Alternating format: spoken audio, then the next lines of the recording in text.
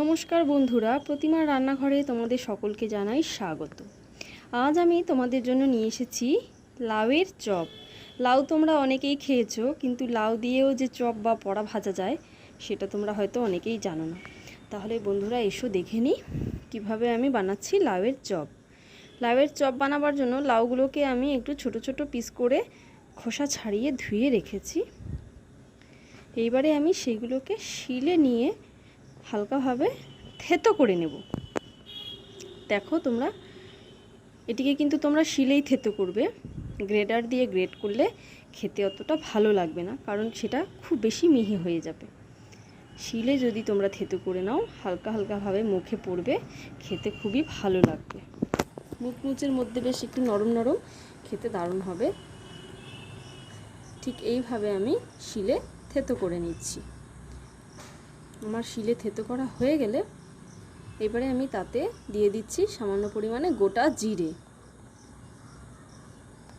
মাঝারি সাইজের একটা পেঁয়াজকে কুচি করে নিয়েছি, সে কুচনো পেঁয়াজ দিয়েছি। আমি দিয়েছি একটা কাঁচা লঙ্কা কুচি।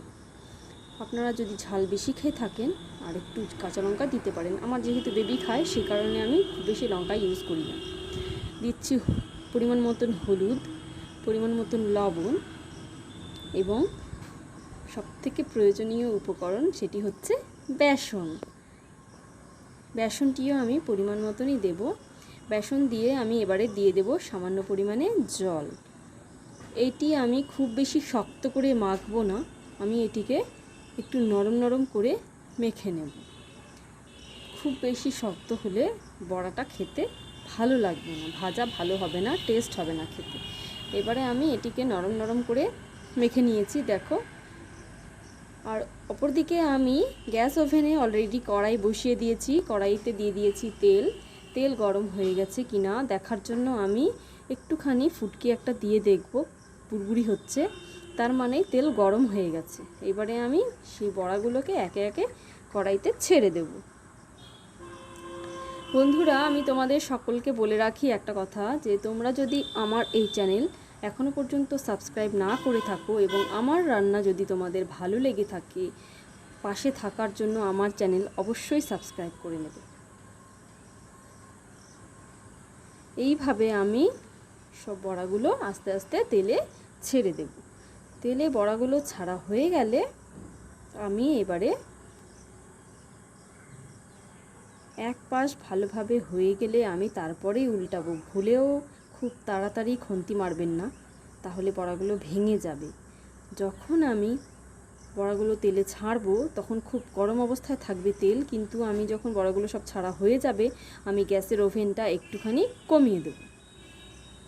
কমিয়ে দিলে কি হবে, ভেতরটাও সেদ্ধ হয়ে যাবে আর বড়াগুলো পুড়েও যাবে না। আমি ঠিক এইভাবে লাল লাল করে বড়াগুলোকে ভেজে নেব। আপনারা দেখে নিন কীভাবে আমি বড়াগুলোকে উল্টে নিচ্ছি। আমি খুব বেশি ডুবো ডুবো তেল দেইনি, আপনারা চাইলে আরও বেশি তেল ইউজ করতে পারেন, কিন্তু আমি মনে করেছি আর বেশি তেলের প্রয়োজন নেই, এই তেলেই ভাজা হয়ে যাবে। এখানেই অনেকটা তেল ঢালা হয়ে গেছে। আপনারা আলুর চপ অনেকেই খেয়েছেন, পেঁয়াজি খেয়েছেন, আরও বিভিন্ন রকমের ভেজিটেবলস চপ খেয়েছেন। এই বড়াটা একবার বানিয়ে ভাত, গরম গরম ডাল ভাতের সঙ্গে এবং মুড়ির সঙ্গেও খেতে পারেন, খেতে খুব ভালো লাগবে। আমি এখানে পেঁয়াজ ইউজ করেছি, আপনারা যদি কেউ ভেজিটেরিয়ান হন আপনারা কিন্তু পেঁয়াজ নাও ব্যবহার করতে পারেন। পেঁয়াজ না ব্যবহার করলেও ডিশটা খেতে অসাধারণ। আমরা পেঁয়াজ খাই, সে কারণে আমি ভাবলাম একটু পেঁয়াজ দিয়েই দিই, সেই জন্য আমি সামান্য পরিমাণে পেঁয়াজ দিয়েছি, পেঁয়াজ না দিলেও চলবে। ঠিক একইভাবে আমি যেগুলো বেঁচে গেছিলো সেইগুলোও ভেজে নিচ্ছি।